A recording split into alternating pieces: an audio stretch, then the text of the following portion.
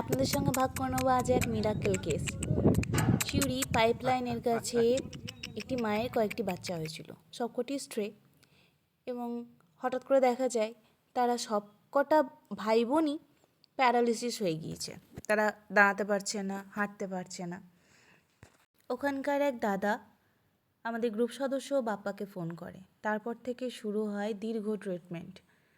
প্রত্যেক দিন তাদের প্রয়োজনীয় মেডিসিন দেওয়া হতো, ইঞ্জেকশন করা হতো এবং ফিজিওথেরাপি করা হতো।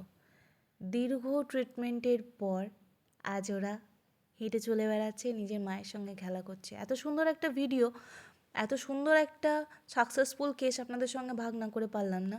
আশা করি আপনাদের ভালো লাগবে। যারা অসহায় অবলাদের ভালোবাসেন অবশ্যই তাদের ভালো লাগবে। সত্যি বলছি, যখন এই ধরনের কেসে সাকসেসফুল হই আমরা, নিজের সন্তান প্রথম হাঁটতে পারলে যেরকম খুশি লাগে সেই রকমই খুশি লাগে। ভালো থাকুক এই মা, বাচ্চা এবং অবলাদের যারা আগলে রেখেছে এবং ফিড করাচ্ছে।